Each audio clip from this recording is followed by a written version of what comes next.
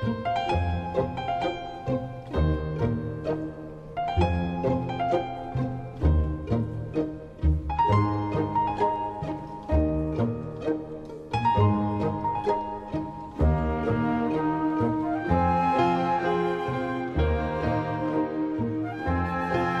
joie de nous retrouver aujourd'hui sur notre chemin d'artistes de la rentrée, avec, si vous le voulez bien, un petit retour musical de cet été au Festival Valoir Baroque avec le soliste de l'ensemble Quintadena, Julien Frémouth.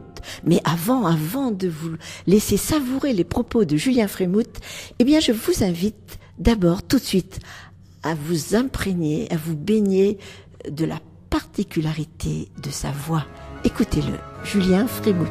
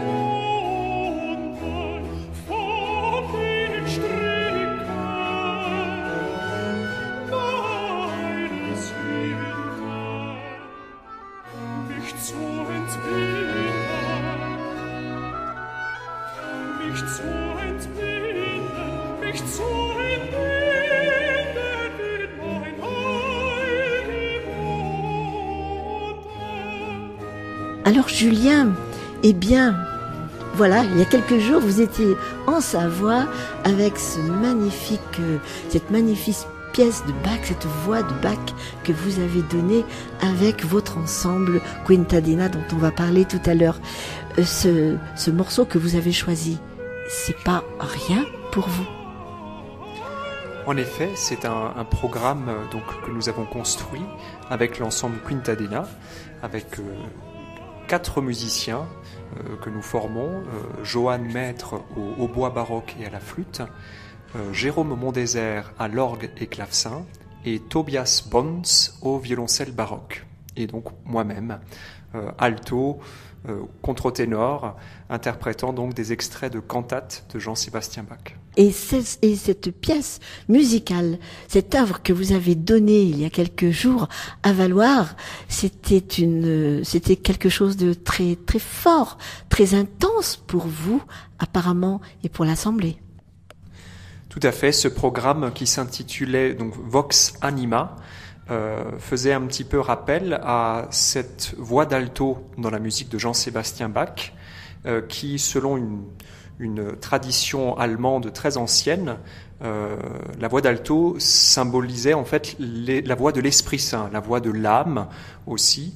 Et bien souvent, que ce soit dans les grandes œuvres de Jean-Sébastien Bach, donc je veux parler des Passions, Saint Matthieu, Saint Jean, ou bien aussi dans ses cantates, on retrouve justement cette voix d'alto qui très souvent est empreinte d'une très intense profondeur et qui transmet une émotion très forte pour l'auditeur. Oui, cette voix d'alto ou contre-ténor qui est la vôtre depuis tout le temps, Julien? Oui, c'est bien ça. J'ai commencé la musique et le chant très tôt, lorsque j'avais 7-8 ans, à Colmar, en Alsace, où j'ai intégré la maîtrise de garçons de Colmar, donc une école maîtrisienne, qui m'a permis de découvrir évidemment toute l'histoire de la musique, déjà très tôt, bien entendu de pratiquer la musique et le chant, de former déjà petit à petit la voix d'enfant, et bien entendu après... j'ai fait le choix, après la mue, bien plus tard, de me tourner vers le registre donc de contre-ténor, que l'on dit aussi voix d'alto, surtout dans la musique de Jean-Sébastien Bach. Et c'est vraiment devenu, après quelques années, mon répertoire de prédilection. Les cantates de Bach, les passions, les oratorios, Même bien entendu, si dans une carrière de chanteur, il est évident qu'il faut aussi chanter tous les autres répertoires, le répertoire de la musique de la polyphonie de la Renaissance, par exemple, qui donne beaucoup aussi beaucoup de points intéressants pour interpréter ensuite la musique du baroque, et évidemment aussi la musique plus proche de nous, la musique classique, romantique et contemporaine, et bien entendu l'opéra. Bien sûr, tout un répertoire qui s'ouvre avec votre voix, Julien Frémouth. Alors, je voulais dire, vous êtes reparti de ce festival Valloire Baroque avec sans doute une forte impression d'été. Oui, c'est un grand plaisir de venir donc à ce festival Valloire Baroque. C'était donc la 4e fois que j'avais la chance d'être invité par le festival Valloire Baroque. Ce festival, évidemment, comme beaucoup de festivals, c'est un festival qui a maintenant 7 ans, qui a la chance justement aussi d'avoir une équipe de bénévoles et bien entendu aussi des personnes responsables de ce festival, une équipe en or qui nous permet à nous artistes justement d'être à l'aise pour interpréter, pour donner ces programmes, ces concerts.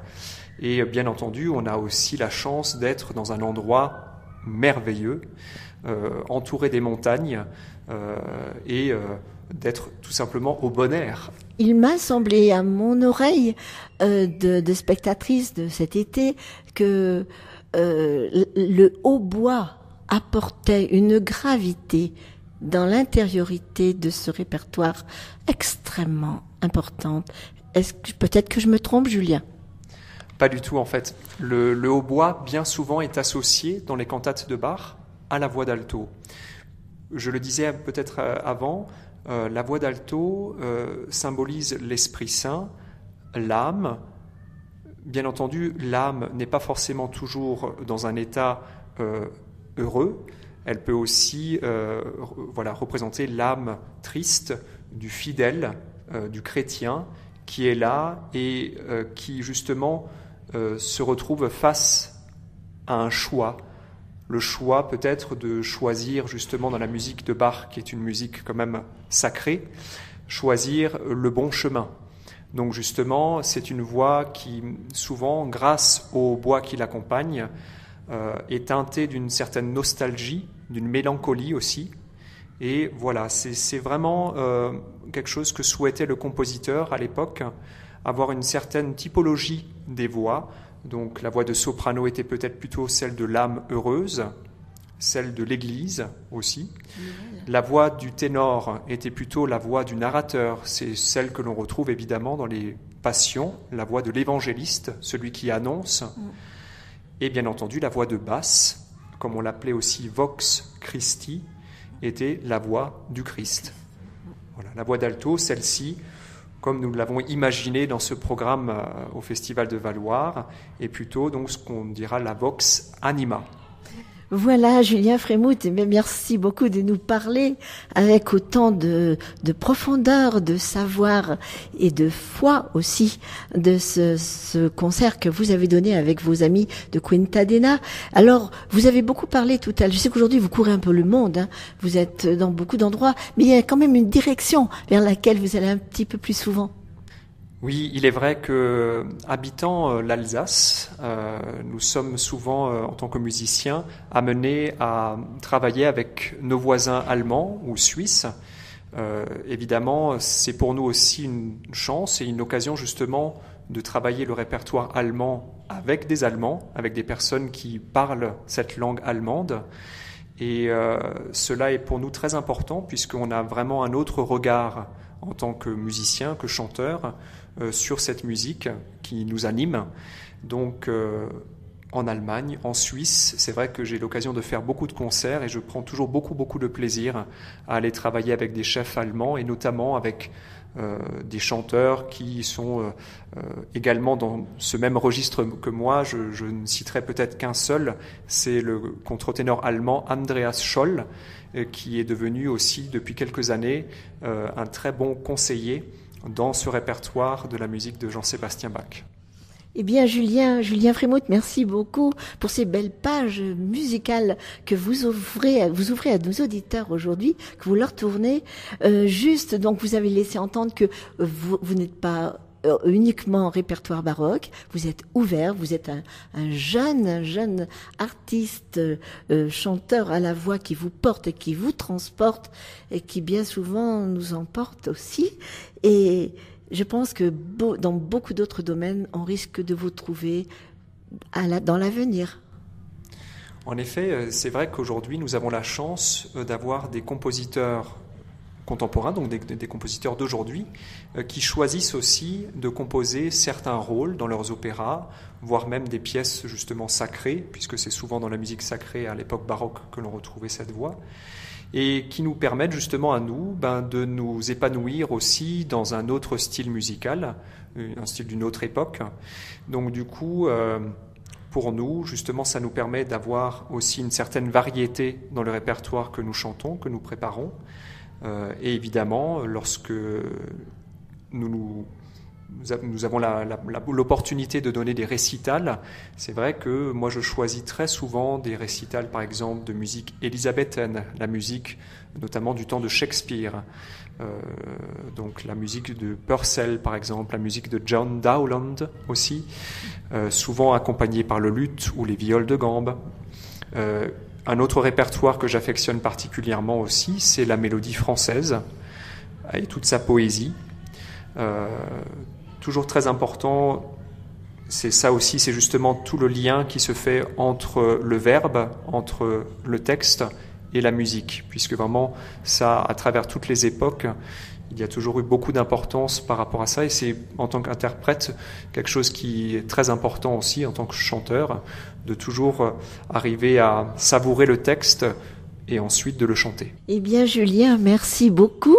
Donc, dans cette Savoie où vous avez passé de heureux moments cet été 2016 dans ce festival Valoir Baroque, eh bien, je pense qu'on risque de vous retrouver dans les années à venir. Ce sera avec grand plaisir. Voilà, eh bien écoutez, votre voix, ce n'est pas n'importe quelle voix, elle nous a apporté beaucoup, j'espère, à nos auditeurs sur notre antenne, sur notre chemin d'artiste aujourd'hui. Merci beaucoup, Julien Frémouth.